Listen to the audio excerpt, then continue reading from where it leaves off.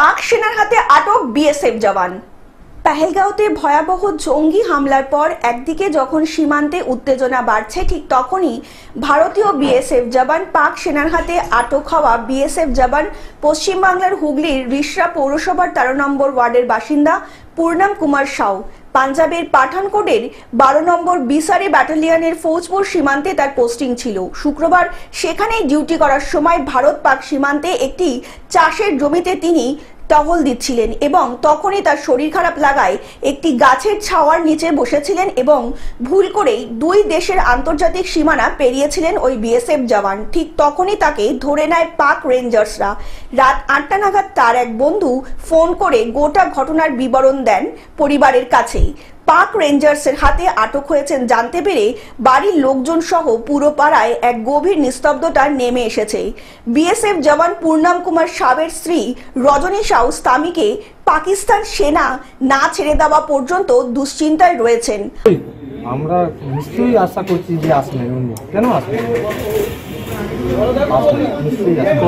আটক জওয়ানের বাড়িতে বৃদ্ধ বাবা এবং মা, তার 8 বছরের পুত্র সন্তান সকলেই এই ঘটনার জন্য উদ্বিগ্ন রয়েছেন।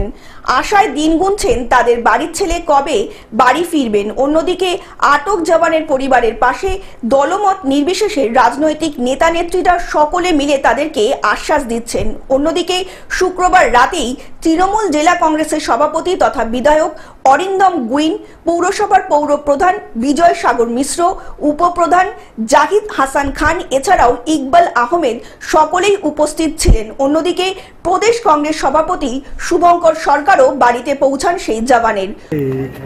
তো আমাদের এই ভাইটি তিনি কাজ করতে করতে এখানে এই রকম ব্যবস্থা বহুবার হয় সেনাদের মধ্যে, যে বর্ডার যে লাইন আছে ক্রস করে এদিকে চলে যাওয়া, ওদিকের লোকেরা এদিকে চলে আসা এবং রুটিন মাফিক সেটা অ্যারেস্ট হয় এবং তারপরে দুই দেশের কথাবার্তার মধ্যে দিয়ে তারপরে মুক্তি হয়।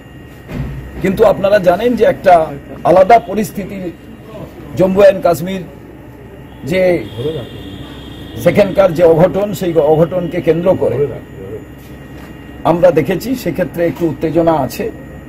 সরকার কথা বলছে, বিএসএফ এর উচ্চপদস্থ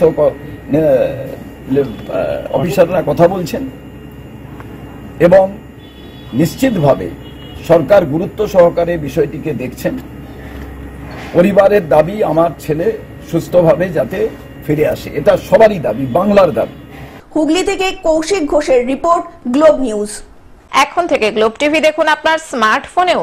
গুগল প্লে স্টোর অথবা অ্যাপল স্টোর থেকে ডাউনলোড করুন গ্লোব টিভি লাইভ অ্যাপ। এছাড়াও জিও টিভি অ্যাপ থেকেও দেখুন গ্লোব টিভি লাইভ।